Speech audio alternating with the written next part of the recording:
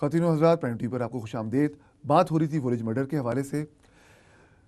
Brigade صاحب، میں ابھی لاٹ صاحب سے یہی سوال کر رہا تھا کہ اب میں بات آپ سے بھی پوچھوں گا، کیا اس کو ہم ایک آئسولیٹڈ انسیڈنٹ کے طور پہ دیکھیں، ایک آئسولیٹڈ واقعہ ہے، یا کہیں نہ کہیں یہ ایک کلیکٹیو مائنڈ سیٹ ہے جو کوئی اسپریڈ ہو رہا ہے، پھیل رہا ہے، یہ اس کی آؤٹ کم ہے؟ اس کس طرح دیکھیں گے آپ اس کو؟ یہ دنیا میں ایسے کاپی کیٹ اٹیک ہوتے ہیں. یہ سولجرز کو ڈیکیپیٹیٹ کرنا صحیح، یہ سوات میں شروع ہوا تھا. اچھا پاکستان میں. جی. اس سے پہلے میرے خیال میں یہ بات ہم نے نہیں سنی. یہ مولانا فضل اللہ کی جو آرگنائزیشن تھی، تحریک نفاذ شریعہ محمدی. جی ٹھیک ہے. تو فضل اللہ تھا اس کا نام. مولانا فضل اللہ. فضل اللہ کے لوگوں نے منگورا کے چوک میں سولجرز کی گردنیں کاٹ کے ان کو لٹکانا شروع کیا، اور ان کا قصور یہ بتایا جاتا تھا کہ اور غالباً یہ ٹریڈیشن جو ہے وہ ازبک جو مجاہدین ہیں، جو ازبک جو فائٹرز تھے، وہ یہ پاکستان میں لائے تھے. یہ بھی ایک ہو سکتا ہے، لیکن یہ ہے کہ ہم نے پاکستان میں یہ پہلی دفعہ یہ سنی کہ ڈیکیپیٹیشن آف سولجرز کیا گیا. یہ اسی قسم کی چیز جو ہے، یہ بوکو حرام قسم کی ایک آرگنائزیشن ہے نائجیریا میں. وہاں پر یہ تو مسلمانوں کے ساتھ کرتے تھے، وہاں کرسچن اور مسلم کے درمیان ہو رہا ہے، اور وہاں پر مسجدوں کو آگے لگائی جاتی ہیں اور چرچز کو آگے لگائی جاتی ہیں، اور ڈیکیپیٹیشن بھی ہوتی ہے. یہ لوگ جو کہ اس وقت پکڑے گئے ہیں، جنہوں نے یہ واقعہ کیا ہے، یہ نائجیریا سے ہے. ٹھیک. لہٰذا ایک کاپی کیٹ اٹیک جو ہے یہ ایک یونیورسل ہے. ابھی یہ چیزیں جو ہیں یہ صومالیہ میں بھی ہو رہی ہیں، یہ نائجیریا میں ہو رہی ہیں، پاکستان میں ہو رہی ہیں، افغانستان میں. اچھا بریگیڈ صاحب، ایک عام آرگیومنٹ یہ ہے کہ جی اسپیشلی جو ہمارے یہاں جو ریڈیکل شخصیات ہیں، جو حضرات ہیں، جو اسپیشلی اس بڑے ایک ہارڈ لائنر میسیج کو پروموٹ کرتی ہیں، ان کا عام نظریہ یہ بھی، اور یہ نظریہ کسی حد تک میں سمجھتا ہوں جو ہماری ماڈریٹ سوسائٹی کے اندر بھی پریویل کرتا ہے، کہ جی برٹن کی انٹرنیشنل پالیٹکس میں جس قسم کی انوالومنٹ ہے، بات کریں آپ عراق کی کریں یا افغانستان کی کریں، یہ آؤٹ کم اسی کے نتیجے میں آئی ہے. اب میرا آپ سے سوال یہ ہے، میں جارج گیلوے صاحب کا بھی انٹرویو کر رہا تھا، اور میں نے ان سے یہی بات کی کہ کیا برٹش کی کوئی ایسی پالیسی، برطانیہ کے کوئی ایسا جو ان کی کوئی فارن پالیسی ہے جس کی وجہ سے وہ کسی وار میں انوالوڈ ہیں، اس کی بیس پہ جو ان کنٹریز میں جو کچھ ہو رہا ہے، اور اس کے ریئیکشن میں اگر یہاں کوئی انسیڈنٹ ہو جہاں یہاں لوکل کمیونٹی کو ٹارگٹ کیا جائے، جس میں لوکل کمیونٹی میں 7/7 بامبنگز ہیں، جس میں خالی کرسچنز یا وائٹ جو ہمارے جو برٹش ہیں وہ نہیں مرے، مسلمانوں کی بھی اس پر ڈیتھ ہوئی ہے، کیا وہ جسٹیفائڈ ہے؟ اور کیا اس آرگومنٹ کو ہم کب تک اسٹریچ کریں گے؟ یہ جو ریونج کا فلسفہ ہے، یہ تو فلسفہ تو نہیں ہے نا، یہ ایک ہیومن انسٹنکٹ ہے. جب آپ کے ساتھ زیادتی ہوتی ہے تو آپ کسی اور کے ساتھ زیادتی کرتے ہیں، اور ضروری نہیں کہ اسی کے ساتھ زیادتی کریں جس نے آپ کے ساتھ کیا ہے. ٹھیک ہے. یہ ریونج کا فلسفہ جو ہے یہ ہیومن نیچر کا حصہ ہے.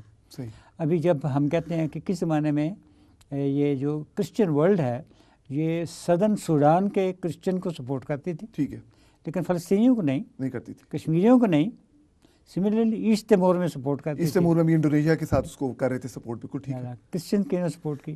لہذا اگر ہم اس کو جسٹیفائڈ، اور یہ بھی جسٹیفائڈ سمجھتے ہیں کہ کرسچن کی موومنٹ آف فریڈم کو سپورٹ کرے، تو مسلمان کی فریڈم موومنٹ کو سپورٹ. اچھا، بات تو دوسری طرف چلی جائے گی، لیکن ایک ایگزامپل میں بھی آپ کو دینا چاہ رہا تھا. 90s میں بوسنیا میں بھی امریکہ نے انٹرونشن کی ہے، جب تمام مسلم کنٹریز یا تو ریفیوز کر چکی تھیں یا ان کی اسٹریٹجکلی ایسی پوزیشن نہیں تھی، تو سربین ایگریشن کے اگینسٹ مطلب میں امریکن فورسز ہی گئی، اور وہاں سے جب انہوں نے بلگراد پہ اٹیک کیا، تو وہ بھی ایگزامپل ہے جہاں ویسٹرن ایک پازیٹیو انٹرونشن ہے. لیکن پر وہ ڈبیٹ دوسری طرف چلی جائے گی. ٹھیک ہے، یعنی ویسٹرن گورنمنٹ نے صحیح ایکشن لیا، لیکن ویسٹرن ایٹیٹیوڈ جنرلی، یعنی یہاں پر کوئی کسی نے کسی ٹیررسٹ کی مدد نہیں کی تیمور میں، ایسٹ تیمور میں یا ساؤتھ سوڈان میں، لیکن پولیٹیکل ڈپلومیٹک سپورٹ جو تھی وہ ان کی گورنمنٹس نے دی. ٹھیک ہے. لہٰذا جو اہمیت کی حوال بات جو ہے کہ جیسے ہمارے ہاں جو ایک فلسفہ ہے جو اسٹیٹ کرافٹ کا، وہ جس میں 3 لفظ بڑے امپورٹنٹ ہے: دارالحرب، ٹھیک ہے، دارالامان اور دارالسلام. ٹھیک. دارالسلام وہ جگہ ہے جہاں پر مسلمان پولیٹیکل سوورنٹی بھی انجوائے کرتے ہیں اور ان کو اپنے ریلیجن پریکٹس کرنے کی کمپلیٹ فریڈم ہے. ٹھیک ہے.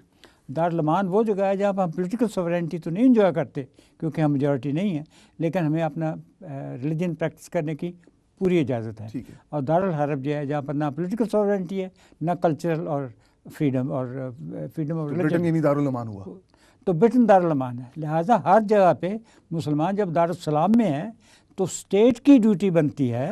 اچھا، جب آپ نے بات کی پولیٹیکل سوورنٹی کی، تو اس میں جو چیز آپ سے جاننا چاہ رہا تھا کہ اگین اس کنٹری میں بھی جو مسلم ہیں، پاکستانیز ہیں، جو اور ڈفرینٹ کنٹریز کے جو مسلمان ادھر آئے ہوئے ہیں، پولیٹیکل ان کی جو ہے وہ پینیٹریشن تو بہرحال ہے.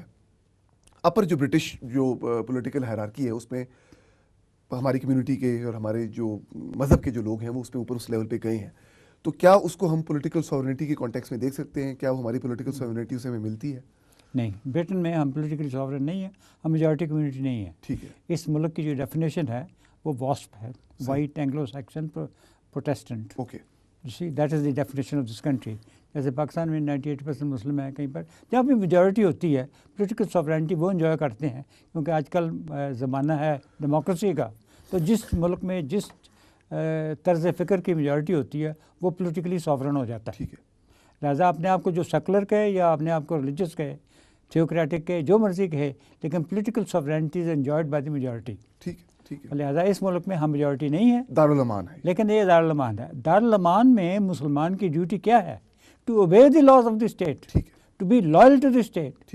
لہٰذا یہ نیریٹو ہم نے بہت ساری چیزیں کہی ہیں کہ اسلام بڑا اچھا مذہب ہے, یہ پیس کا ریلیجن ہے اور وغیرہ وغیرہ بہت ساری باتیں, لیکن یہ نہیں کہا کہ بیکاز یہ دارالمان ہے اس لیے we have a duty of loyalty to the state and we have a duty to obey the laws of the state.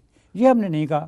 تو یہ ہمارا نیریٹو ہے, جو ہمارے علماء نے, ہمارے لیڈرز نے جو ڈیولپ کیا ہے, اس نیریٹو میں یہ ڈیفیکٹ ہے کہ ہم نے اپنے ہی. اچھا, یہ آپ نے بڑے انٹرسٹنگ نیریٹو کی بات کی اور یہ بڑا آپ کا ایک بہت ہی ویلڈ پوائنٹ اور بڑا آپ نے اہم نقطہ ریز کیا ہے. برٹن میں لیڈنگ جو مسلم آرگنائزیشنز ہیں جو مسلم کاز کو پروموٹ کرتی ہیں, اس میں ایک مسلم کاؤنسل آف برٹن بھی ہے. ٹھیک. اب کل کے انسیڈنٹ کے بعد بات 7/7 کی ہو یا کل کا انسیڈنٹ ہو یا اس طرح کے اور کوئی ریڈیکلائزڈ جو انسیڈنٹ ہوں, مسلم کاؤنسل آف برٹن کا بھی ایک بڑا اسٹینڈرڈ سٹانس ہے کہ وہ آتے ہیں, کنڈیم کرتے ہیں اور بڑا ایگریسولی پروموٹ بھی کرتے ہیں کہ جی یہ تو اسلام نہیں ہے, یہ باربیرک ایکٹ ہے, اسلام میں اس کی نہ کوئی گنجائش ہے. یہاں تک تو مجھے بات سمجھ آ جاتی ہے, لیکن یہ ایک بڑی اسٹینڈرڈ جو ہے نا مذمت کرنے کی کارروائی ہے.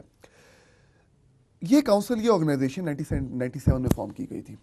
اب ان کے کچھ ایمز اینڈ آبجیکٹیوز میرے پاس پڑھے ہوئے, میں اگر آپ مجھے 1 منٹ دے تو میں کوئکلی ان کو پڑھ لیتا ہوں. To promote cooperation, consensus and unity on Muslim affairs in UK. To encourage and strengthen all existing efforts being made for the benefit of Muslim community. To work for a more enlightened appreciation of Islam and Muslim in wider society. To establish a position for the Muslim community within British society that is fair and based on due rights. اور ایک point اور یہ تھا, to foster better community relations and work for the good of society as a whole. اب یہ 4 یا 5 میں نے پڑھے, یہ 97 میں ان کا ایمز اور آبجیکٹیوز تھے جنہوں نے ڈیفائن کیے تھے. 97 سے لے کے آج 2013 16 سال ہو گئے ہیں. یہاں میں 7/7 کو میں اس لیے بار بار کوٹ کرتا ہوں کہ وہ 7/7 بہرحال ایک بہت اس کی ایک پولیٹیکل جو ہے امپورٹنس ہمارے برٹش مسلم سوسائٹی کانٹیکس میں اس کی ہے. 16 سال کے بعد بھی آج بھی ان کی جو ایمز اینڈ آبجیکٹیوز ہیں, اور یہ بھی میں نے ان کی ویب سائٹ سے لیے جو ان کی میں نے انفارمیشن لی, اس میں ٹیررزم کا, ریڈیکلائزیشن کو کرب کرنے کا, اس کو روکنے کا کوئی مینشن نہیں ہے, کوئی ذکر نہیں ہے.